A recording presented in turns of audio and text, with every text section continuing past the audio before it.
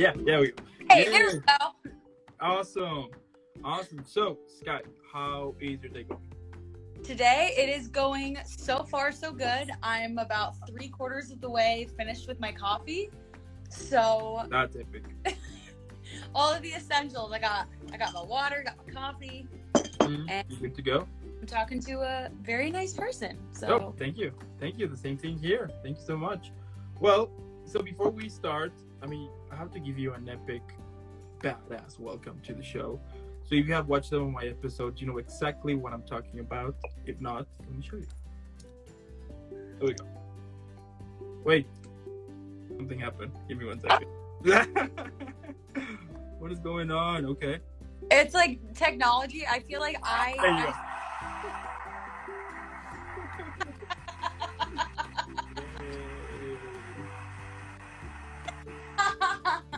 Unexpected, I know.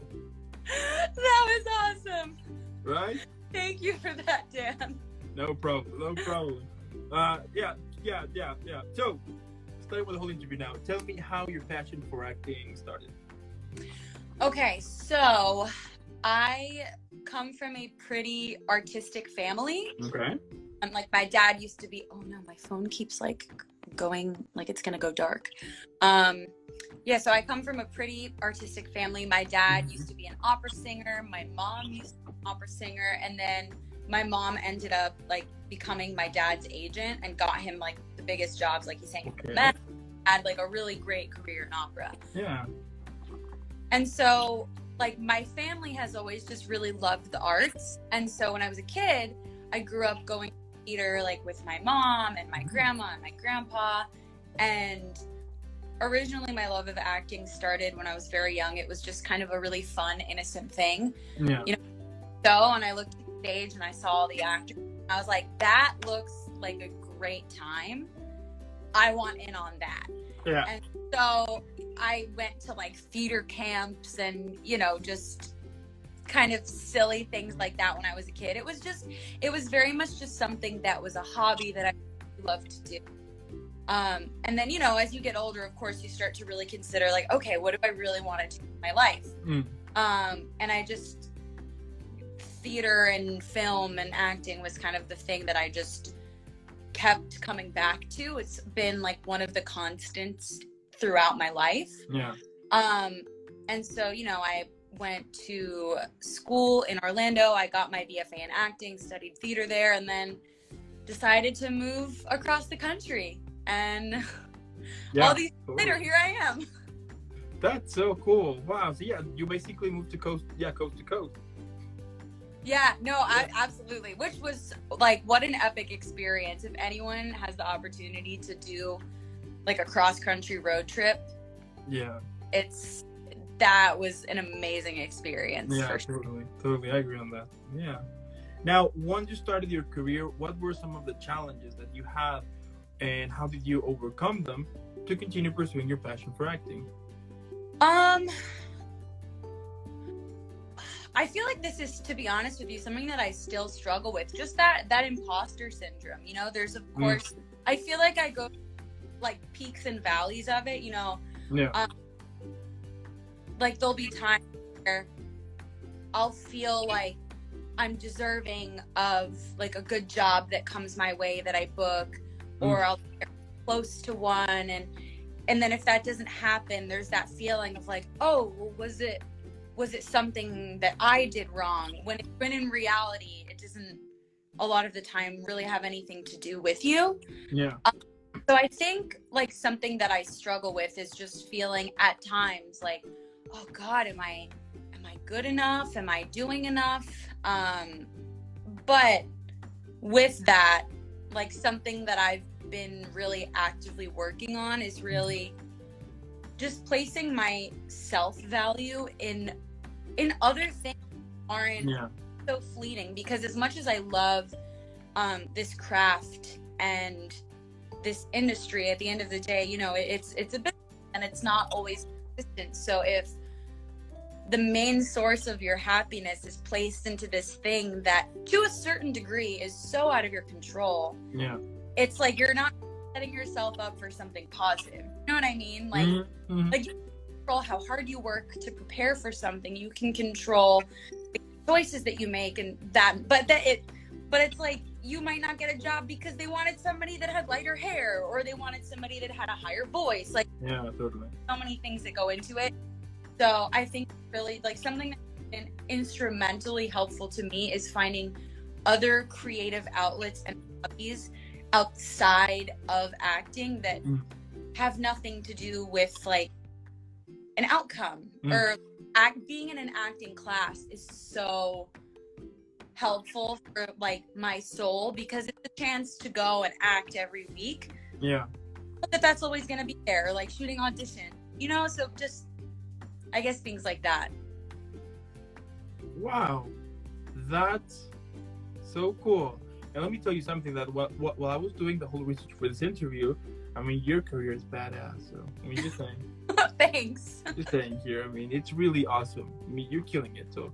Thank you, man. You No too. problem. Thank you. Thank you. Now, what do you like the most about acting? I think the thing I like the most about acting is really just like the storytelling aspect of it. Mm-hmm. It's the ability to tell a story that could potentially really mean something to somebody else. Yeah.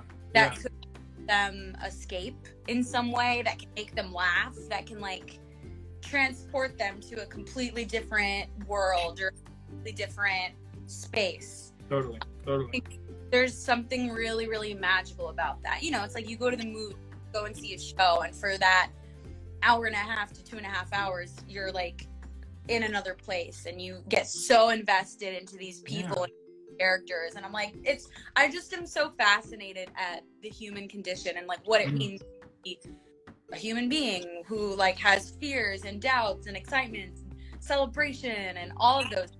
So I think it's just like the humanity of storytelling is what's so fascinating to me. Yeah, that's so awesome. Wow. We have to give me 1 second. So there you go. Did you just fly? No, it was a black widow. You know, like those spiders. There was one just like walking like crawling to the walls. I was just looking at it. I was looking at you, and slowly I got like my. Oh my god! No, I'm really glad that you killed that, because I would not. I would not want a black widow just like crawling around my house. It was a small one. I mean, it was not like those big ones that sometimes I can see. But yeah, I got it. I think I got it. I don't see it, but I think it's that. Anyway, but yeah. Yeah. So, right. So it's really cool, like the whole aspect that you're taking, you know, for acting, that you care for the story. That's really cool. And also, I mean, for us, the ones who like, you know, like for the audience, we do like it whenever somebody takes it like into that level, you know, in which we can kind of relate, you know, or to feel empathetic for the character. Yeah. That's really cool. And you can tell sometimes on that whenever they want to take it serious, or they will just taking it as their job and that's it, and that connection doesn't quite add up, you know, either when sometimes instantly, like when without thinking, you're like, oh my god, I do care about this character, you know, or I do care about what is going on with this character. So. Yeah, I know exactly what you mean. That's awesome. Now, how you usually prepare, or what are some of the techniques that you do to prepare a character?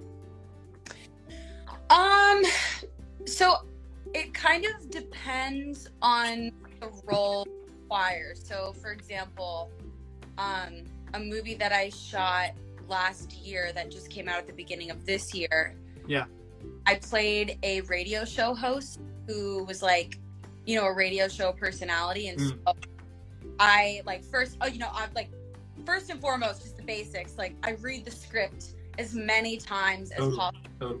Just to like kind of in my mind get a visual of the arc of the story, right? So like understanding that, building a backstory of like the things that aren't necessarily on the page. So it's like, oh, in this moment, like this thing is really upsetting to her. why is that? Is it because of a past relationship that this person had? Mm. Is it because of like, because her dad left her when she was younger? So really just like coming up with, you know, a backstory for that person. Yeah, yeah. And that as specific and detailed as humanly possible.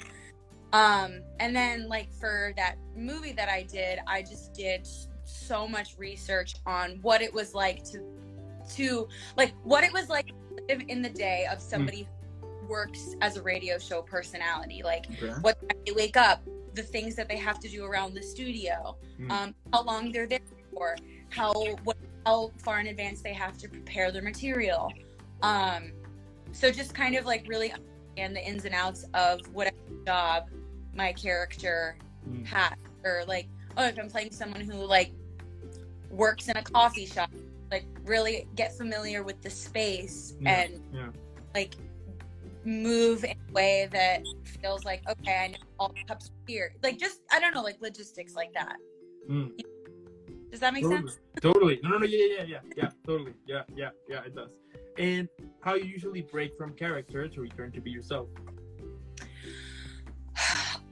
For me, I feel like it's always been pretty easy for me to kind of like get into it and get out of it. I mean, of course, you know, there's only maybe like a select times that I can think of where it maybe took me like a couple of hours to kind of like shake it off.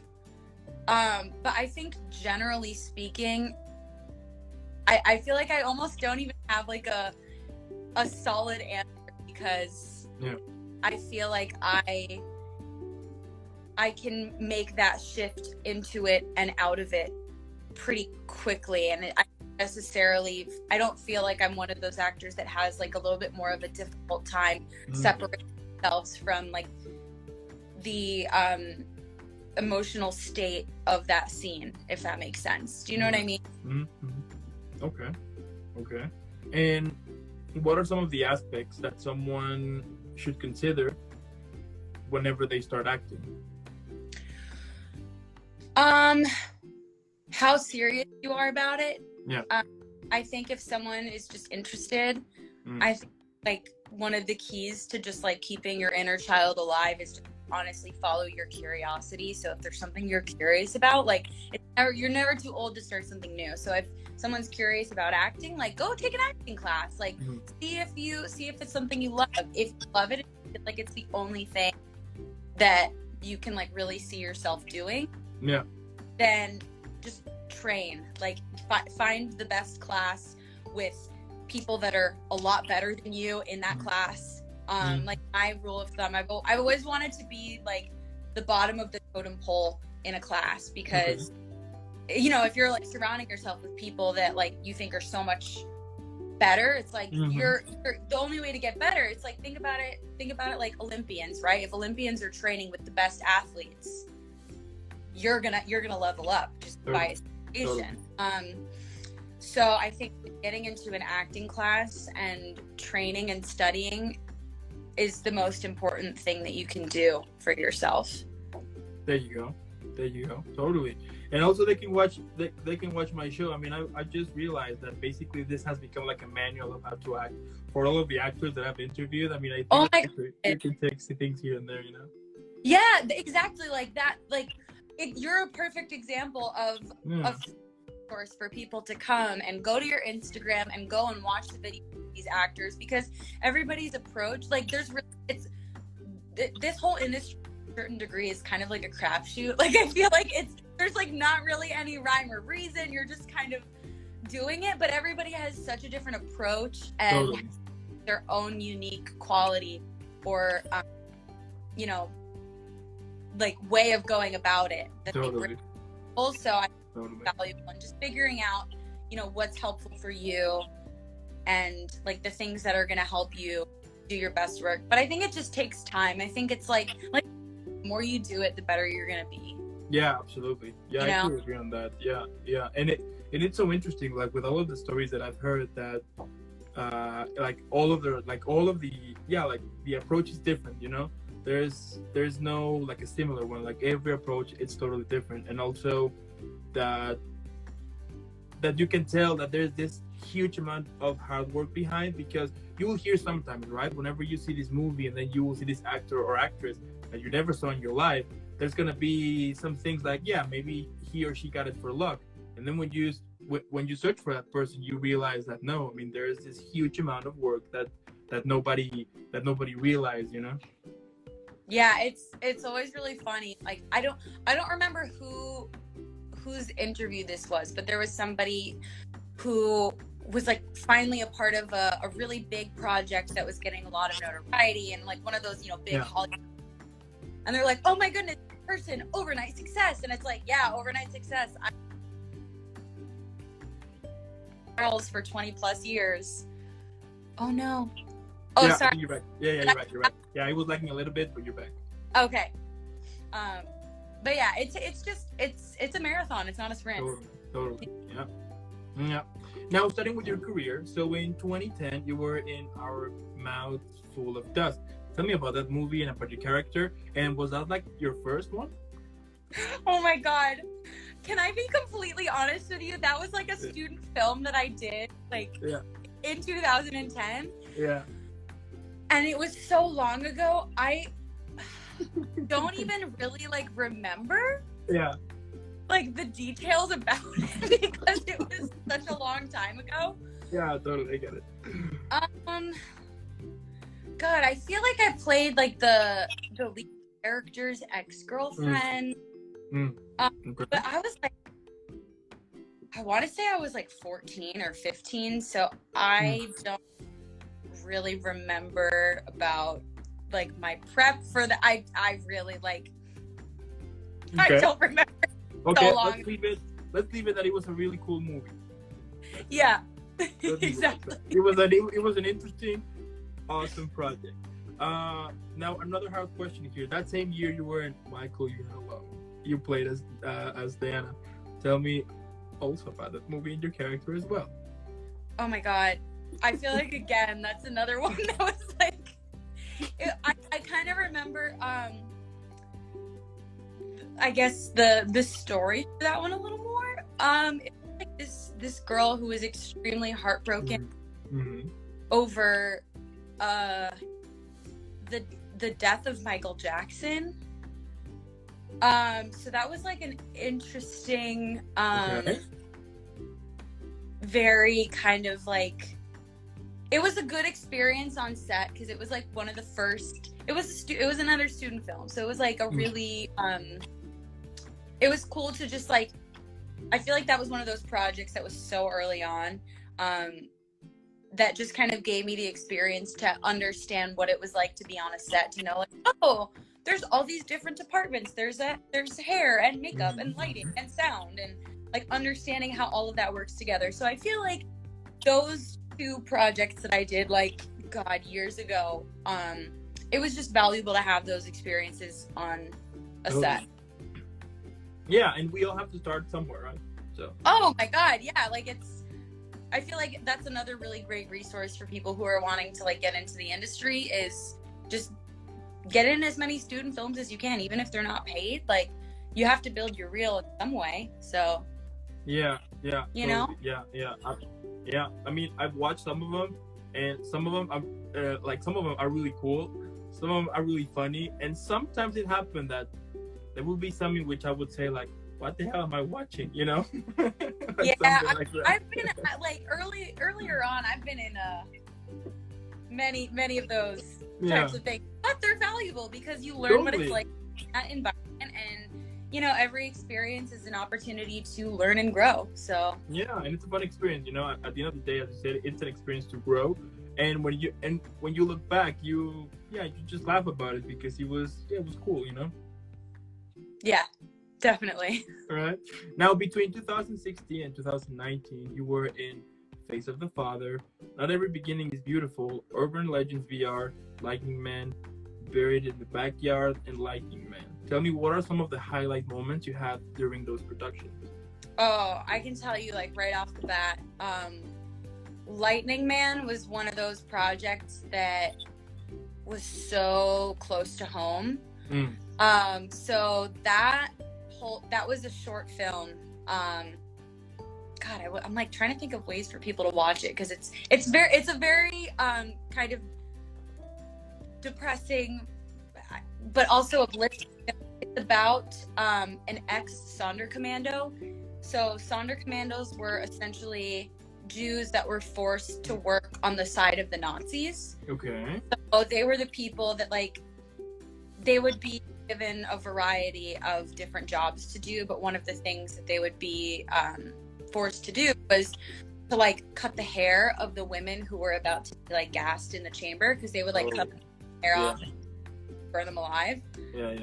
And so the film follows an ex-Sonderkommando who is now living in Los Angeles in the 70s, and, you know, years have passed, and it's essentially like a story about how that experience still affects him, and, like, is really like PTSD. And so the character that I played was essentially like a ghost of his past, like a woman who was going to be gassed in the chamber, and, like, this woman that he, like, keeps, like, seeing in his head. Yeah.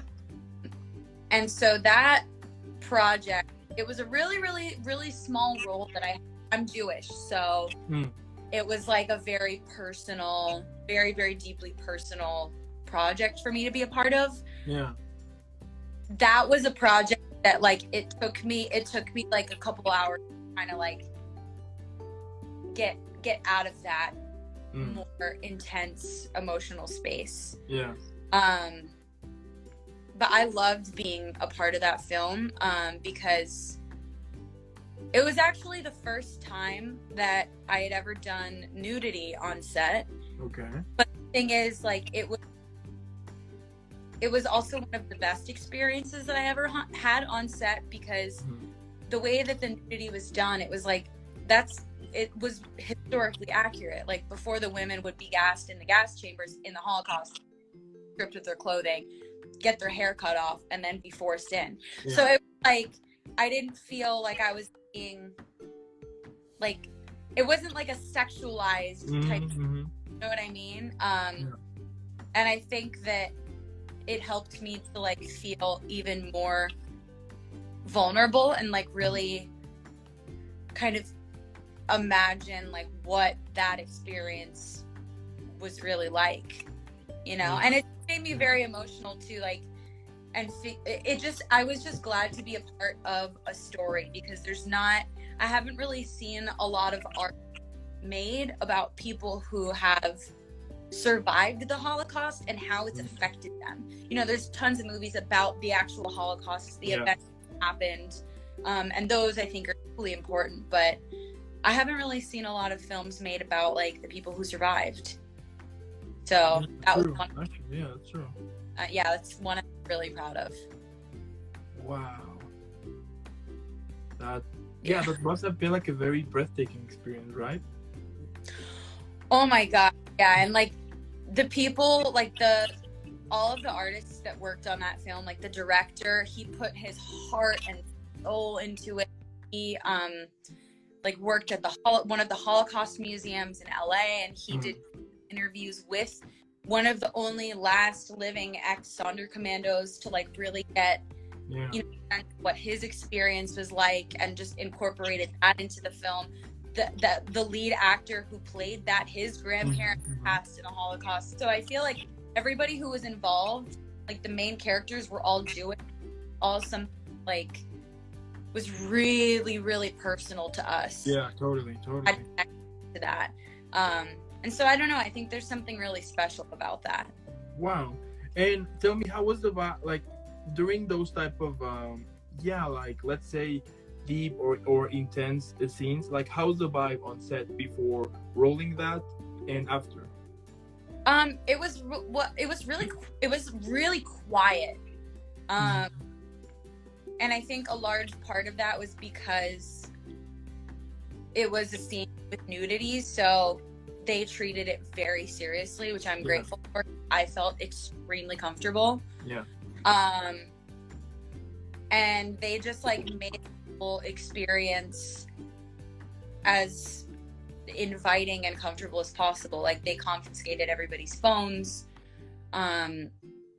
They made sure that it was mostly like all women in the room. Anybody who didn't need to be there was like locked out. Yeah. And the director was great too, because he and I had, you know, had like some pretty long phone conversations before about like, just, I guess, like the vision that we had for this character. And so like right before we would shoot, he would come up to me and he'd be like, you know, like, remember like this person and this person and this person, like you've lost everything, you lost your family, like, you know what's. So he would like really, I feel like he would just talk and I like, oh, like, oh my God, this is so. Yeah, totally.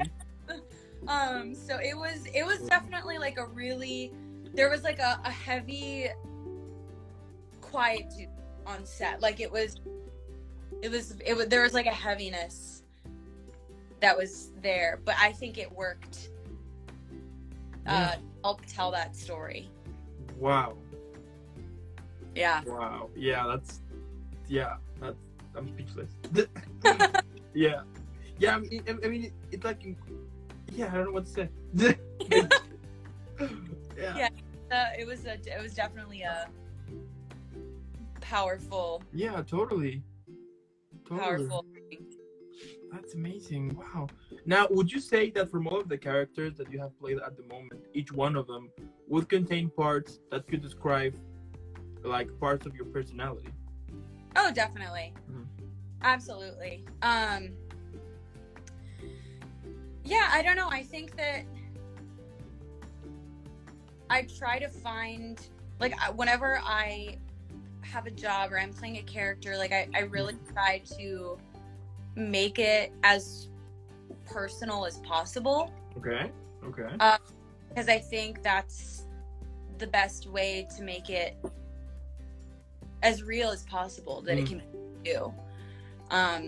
At least that's like the way that I try to approach those kinds of things. So yeah, I definitely think that like some of the characters that I've played, I feel like are pretty close. Like I'm like I understand this person. I see who this person is because I'm similar in these ways, or you know what I mean? Yeah.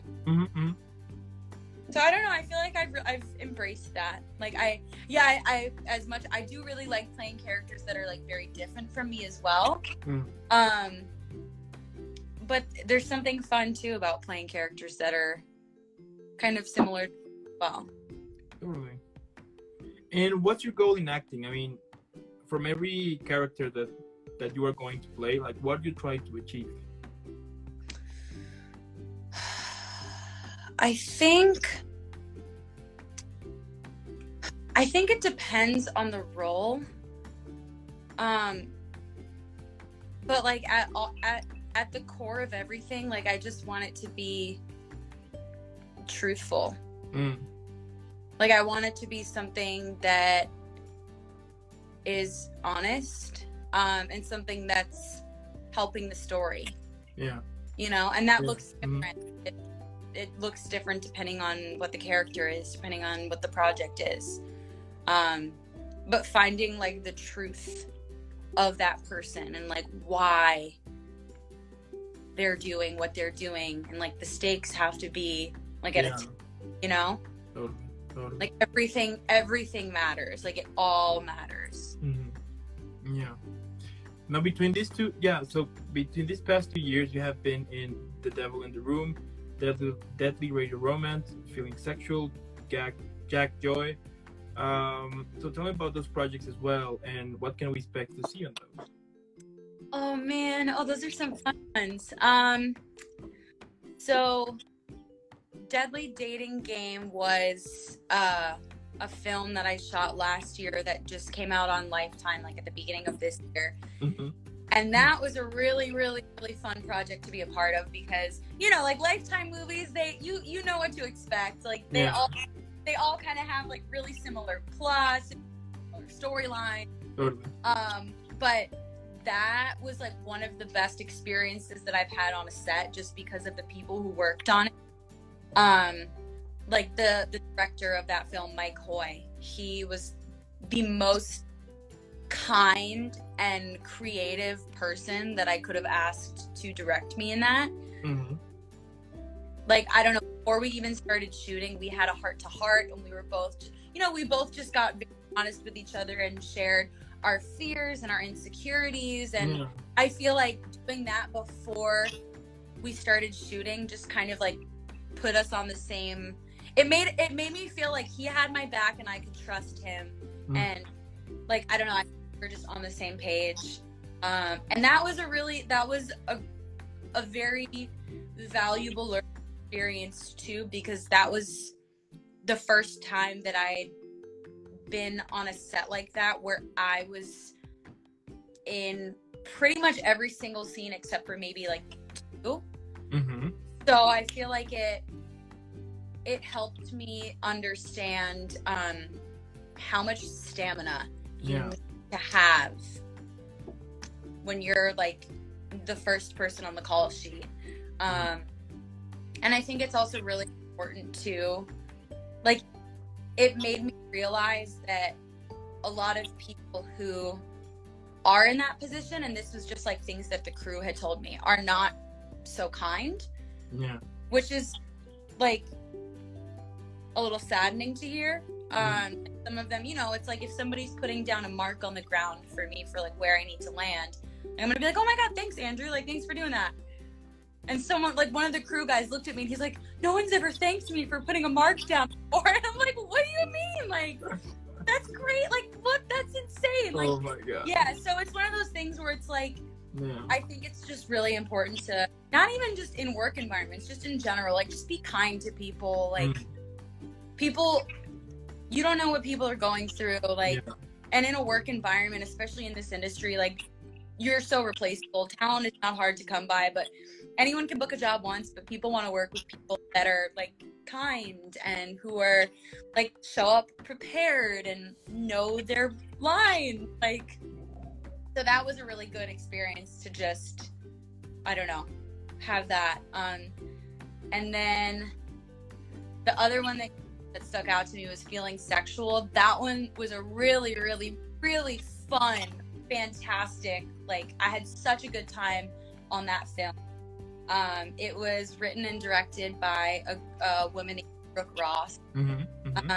And she's someone who, like, I feel like had a big impact on the film industry because she wanted to make sure that that it was an all-woman cast and crew, or not cast because there was one male character, but like that it was an all-women crew, which, typically on film sets it is, generally speaking, there are usually more men than women.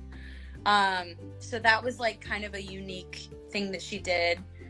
And there was like a sort of sex scene in it, and she intimacy coordinator. So like that scene was so comfortable and like choreographed.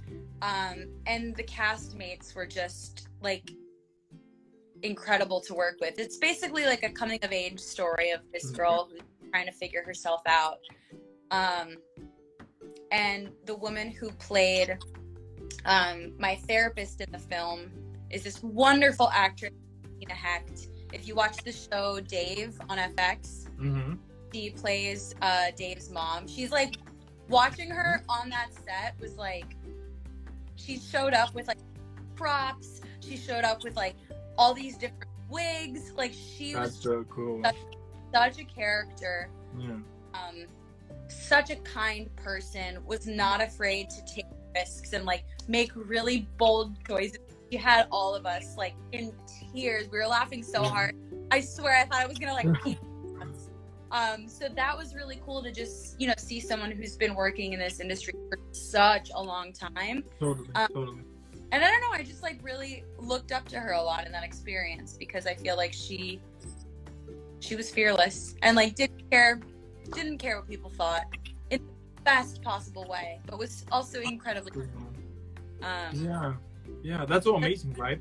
Whenever you get surrounded with talented people, I mean, the fact that you can learn so many things, but also it kind of like motivates you, like on that, like the vibe on that play is just amazing.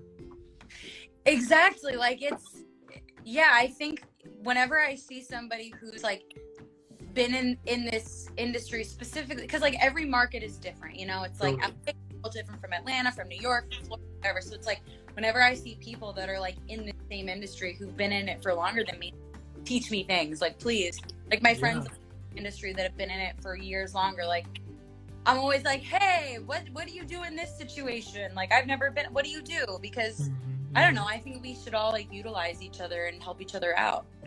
Yeah, exactly. That's the thing. At the end of the day, yeah, I love it. Yeah, that's cool. Yeah. Now, if you could describe your career on a film or TV show, what would be the title of it? Oh my God. I don't know. If I get, no, I do know. This is fun. Like that? Call it, this is fun. Okay, I like it. Yeah, it's a nice title. Fun. Because if it's not fun, then like, why the hell are we doing it if it's not fun? Yeah, totally. I agree on that. Yeah. Yeah, I like that. Yeah, it's a nice title. Yeah, this is fun. What is fun? You need to watch it. Yeah, exactly. Yeah. You gotta watch it to find out. Yeah, you need to watch it. Okay. Yeah, I like it. Well, then, if at some point you're gonna make like your movie or TV show, you will go back to this and remember this title. You got it. You got one now. Oh, so cool. That's so cool. Now, what is the number one thing you always bring with you when you have to go shooting a film?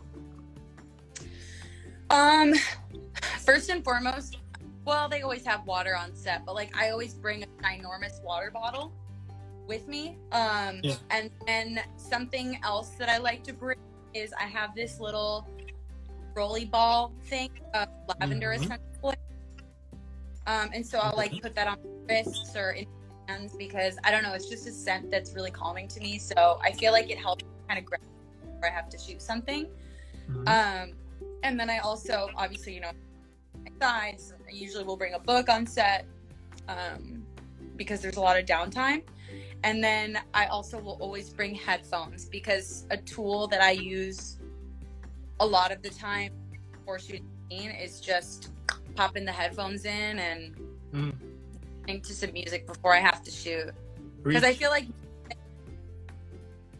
I don't know, it just sometimes, it'll just help me like get to whatever place I need to be in or whatever headspace I need to be in. I feel like music personally been a really helpful tool for that. Okay. Could you recommend a playlist for the week? A playlist? Yeah. Oh man, I can like send you the links on Spotify. I have so many like. Oh, why not? Let's put it on. Yeah. So I'll make a plan. I got like a sad girl playlist. I have like, oh my god, like this for that that Lifetime movie that I shot. I literally made a playlist of like scary movie soundtracks, like really intense, like scary music. Yeah. But it helped me when I had to like shoot some of those more intense scenes. That's so cool. You know, think about when you're watching a movie, like the music that underscores the scene really kind of sets the tone for. Totally. Yeah. So I feel like music, like listening to music before doing that, does the same thing for me mentally. Yeah, it's true. Actually, I did this experiment once that I was watching this horror movie, but with no volume. Muted. Totally muted. And it's not scary. Not at all. I mean, just like watching just people, you know, for nothing. Yeah, nothing sets you like in this scary vibe. But when you put volume on, there you go. Yeah, 100%. Yeah, totally. That's cool. Okay. Yeah. And like, what is your favorite song right now? My favorite song right now. Yeah. Oh my gosh, why am I having such a hard time? Oh wait, no, I know my favorite song right now. So, it's a song called Kids by Ben Rector. I can like type it in the, hold on. Kids, but I'm gonna type it in the chat. Yep. Rector. I love it because it has like a really fun kind of upbeat feeling to it, but the lyrics are really sweet and emotional. Okay. All right. And do you have like a like what is the word, like like a guilty pleasure on music. Guilty pleasure with music. I don't know if it's like a guilty pleasure, but I really love like those old school songs from like the 90s and early 2000s. Okay. That's cool. Like the song Barbie Girl. Yeah. Or like I'm blue, Yeah. Like all of those those songs. songs. Or like okay, my fiance just typed in the chat Taylor Swift, but Taylor Swift's not like a guilty pleasure. Like I openly. Well, I mean, now that we're talking guilty pleasure, let me tell you that every now and then I will sing "Shake It Off." You know? Yeah.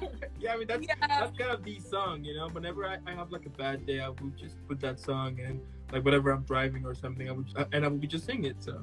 Yeah, it definitely has like it's a song where you listen to it and you're like, I don't need to worry about anything. Like. Yeah, totally, yeah, that's my jam. I mean, I would always say that, and even one time there was this friend of mine that I was putting Taylor Swift, and then he was like, and then he was all pissed, like, hey, just put that off. And I was like, you don't mess with that. You don't mess with my jam. You know what I mean? Yeah. Yeah, totally. Yeah, that's my guilty pleasure with music. I will sing sometimes Taylor Swift songs. So. I love that. That's awesome. Yeah. Now, tell me, like, what drives you to keep up going forward with your career? I mean, you have such an awesome career here. You have done like so many things. Like, like I wonder, like, what drives you to wake up every day and just keep building that passion that you have? To be honest with you, I think it's just like my love for it. Like I love the craft and the storytelling aspect of it. And I really think something that keeps me sane is like finding those other creative outlets outside of acting that bring me just as much joy in a different way. So like, you know, understanding that yes, this is one of my passions and this is my career, but at the end of the day, like, it's a job. Like, the things that are more important to life are like, you know, spending time with my fiance and our dog and like my family and like going on trips when we can and like going and seeing the world, or just simple things like going for a hike and like seeing the sun come up or watching the sun go down. Like, just small things that kind of like put things in perspective to remind you that, you know, we put so much, or I can't speak for everybody or anybody but myself, but like I at times will put so much pressure on where my career and where I want it to go, and if it's not at that place that I want it to be at, which it's not because it takes time. Like, I can at times feel discouraged, but I also have to just remind myself, like, patience. Rome wasn't built in a day. Like, just chill. You're doing just fine. Like, look at all the things that happened in the past 3 years. Like, you're doing great, sweetie. Like, I have totally bad sometimes, you know, and just it's a balance. Just balance. Yeah, I agree on that, and also I think that this past 2 years, right, we came into this, you know, like this whole pandemic and everything, and personally for me, at least, I discovered that why not enjoy life every day, you know? I mean, you never know, and it just take like 1 second to boom, you know? So why not like kind of like doing your best on it, kind of, you know, just enjoy it, and it doesn't matter like what you want to do. If it is what makes you happy, just do it, because you never know, right? So you really don't. Like, tomorrow, we think we have all the time in the world, but we don't know. Like, it can happen at any time. Yeah, totally. Really? Yeah. And you know, funny, like super fun, like quick funny story here. The other day, I got curious into like black holes in space and everything. Oh man, that was like the worst thing I could ever done. I mean, I watched like 5 of them, like that same day, like 5 of them, like straight, one after another one. yeah, that got me into shock mode. I remember that even I live with 3 dogs, and when that document when I finished watching all of that, I just remained sit for a while, like, oh my god, Did you you have an know? existential crisis? Yeah, no, yeah, like totally, because it was just terrified, but at the same time, it it was kind of the. I mean, I got it kind of of I got it like on that message that you never know nothing. I mean, why not enjoy every second of it? Why not whatever you want to do? You want to read a book, if you want to be an actor, be teacher, lawyer, whatever you want. But as long as it is what makes you happy, then just do it, because one day you might be old, and then what? Yeah. What are the things that you're going to remember? That you were unhappy all of your life. So why not? Yeah, just do what you love doing. Yeah, it's true. Like no job is worth your sanity. Totally. Because totally. like time is something like you don't get that back. Time is like the Yeah. most valuable currency. Yeah, totally. So definitely do what makes you happy, and don't watch documentaries of black holes in space. Get Moral drunk. of the story today. Yeah, don't watch those. Yeah, they're horrible. But anyway, and like my last question here, like any advice to those who are building their dreams?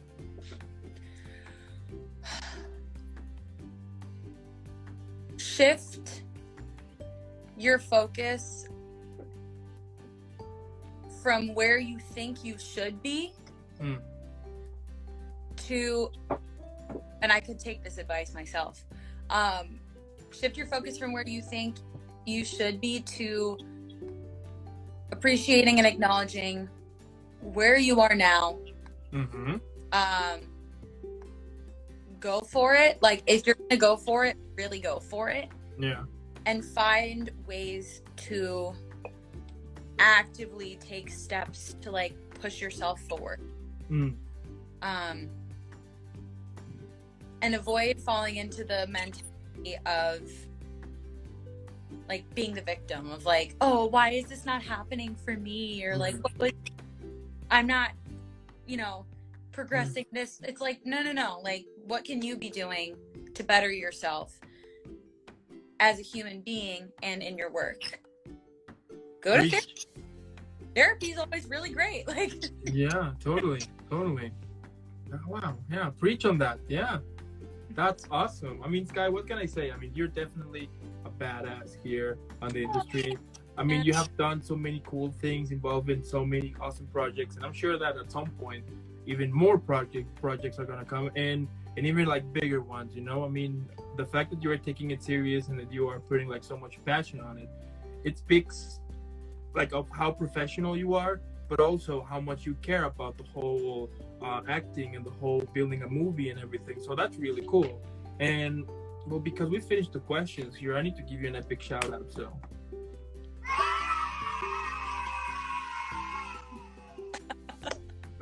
Totally. And again, I mean, thank you so much for being here. Also, thank you so much for those who tune in. If you are watching this later on YouTube or listening to this later on the podcast, make sure that you're following Skye on all of her social media. Normally, what I would say is to put pause, hydrate, and then follow Skye. Leave a bunch of likes. Why not sharing as well? And again, I mean, you are totally a rock star here. Keep being that rock star person, because the world needs right now that, I mean, in this crazy, complicated, difficult, angry days, people need someone to rely, and if they can rely on someone talented as you are, let's do it then. Thank you, Dan, and the same to you. Like, this is wonderful, this platform that you've provided for people, and thank you for giving me an hour of your time. This has been awesome, and I can just tell that you're a really kind and genuine person. So keep doing your thing.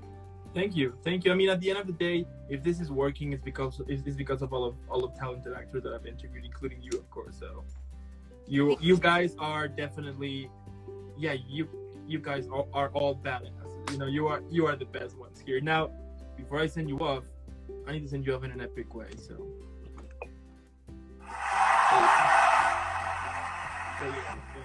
totally. Yeah.